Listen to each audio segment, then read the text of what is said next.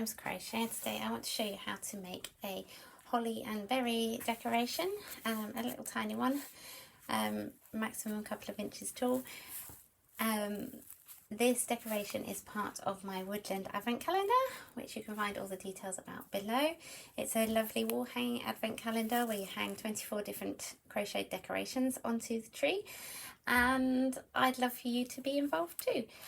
If not, make this holly and berry decoration for sticking on a Christmas card, for decorating a wreath, for any number of different things. It's a great little make.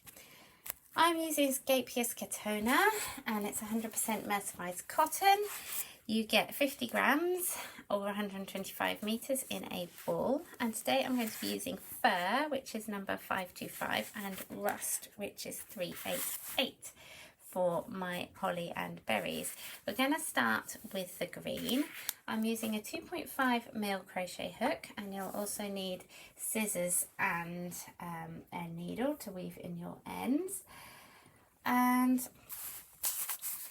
I am using US crochet terms, so if you don't know those, make sure you're familiar with them. Otherwise, let's get started. We're going to start with a chain 9, so I'm making a slip knot on my hook first, like so, and then we're going to chain 9. 1, 2, 3, 4, 5, 6, 7, 8, 9. Okay, we're going to slip stitch into the second chain from the hook and each chain across. So I'm working in the back bumps because that's what I prefer, but you can do as you prefer. So we should end up with 8 slip stitches. Try not to split the yarn as I am doing here. Let's start that again.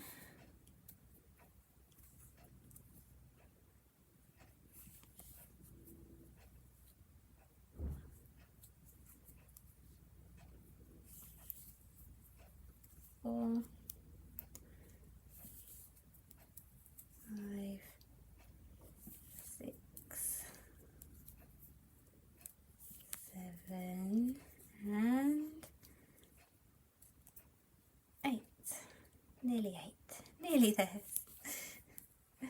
Okay, and then we're going to turn. Okay. So let's turn. If we can get hold of the thing, it's very fiddly. So then you are going to, let's go down a little bit. You're going to chain 1. Okay. Going to slip stitch into the first stitch, which can be tricky to get into. Okay. Then we're going to half double crochet into the next stitch. Try not to get the end. What's going on here? I've got too many ends. Half double crochet in the next stitch. So yarn over, insert your hook into that stitch, yarn over and pull through, then yarn over and pull through all 3 loops. Okay, so we're looking like that so far. Then we're going to chain 3. Okay, and we're going to slip stitch into the 3rd chain from the hook. Now this creates what we call a picot, and then we're going to slip stitch into the next 2 stitches on the main body.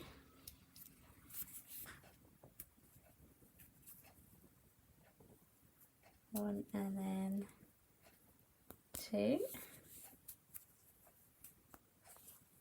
like that. Dark, it's hard to see, isn't it?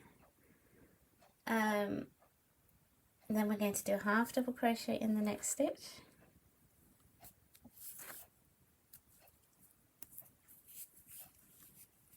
like so. Sorry.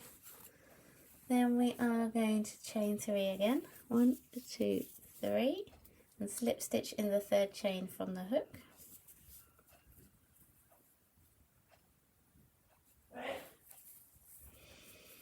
Now we're going to slip stitch in the next 3 stitches. 1,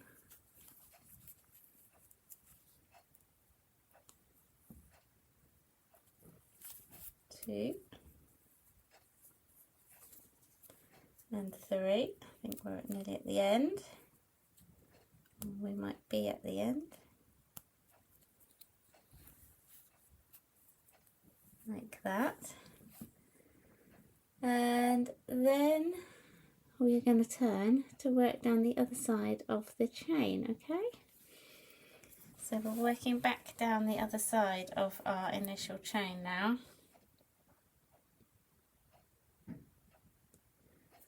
And we're going to slip stitch in the next 3 stitches there. So that's a bit tricky to get into that first one, but just wiggle if you can't do it. Slip stitch in those 3 stitches there. Then we're going to do a half double crochet in the next stitch.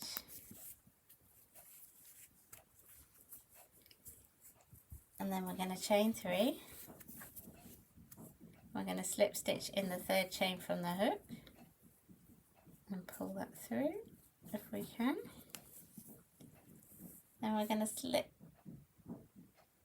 stitch into the next 2 stitches. 1, 2. Then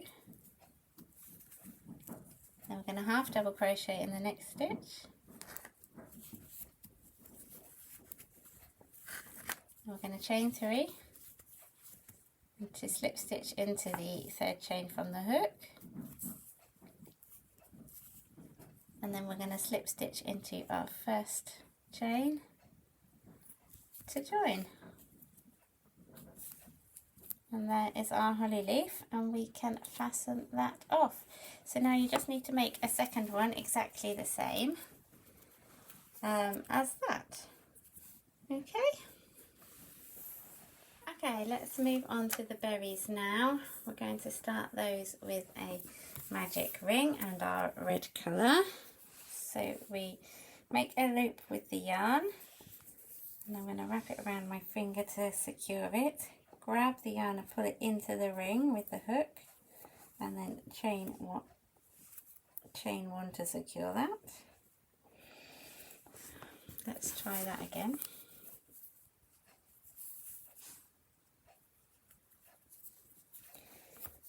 Okay, so we're going to work 4 single crochets into the magic ring. Okay, so we insert our hook into the ring, grab the yarn and pull it through, then yarn over and pull through 2, and we just repeat that 4 times.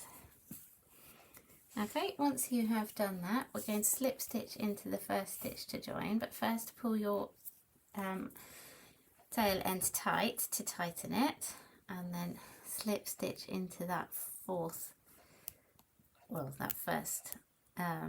single crochet that you made to join that into a ball, and that is your berry. You can see there. So we're going to fasten that off. And what we're going to do is we're going to make 3 of those, and then we're going to sew it all together. Okay, let's start by joining our berries together. I've woven in a few of the ends, and I've just got this one left, which I'm going to use to sew the leaves together. So you just want to sew them together at the top. There's not really an exact way to do this, just however you think looks nice, basically, and then go in and out a few times at the top. It won't matter because you won't be able to see it because the berries are going to be over the top of them anyway. So something along the lines of that. And then you're going to grab your berries, and I'll just show you one, if I can thread my needle, which I cannot do that far away from my face. Getting old, obviously. Right, so your berries you want to arrange in the middle of your 2 leaves where they cross over really, and yeah, wherever you like, just thread them through and then weave in the ends, and then do the same with the other ones, arranging them close together like so. And there you have it, one holly leaf, and I lift it up because the light's funny. Holly and berry, ready for your Woodland Advent Calendar. I hope you've enjoyed watching this tutorial. I hope you're going to go and find out more details below for the Woodland Advent Calendar. Where's my finger gone? There it is. So, yeah, I'd love to see you there. Thank you very much for watching, and I hope to see you again soon. Bye for now.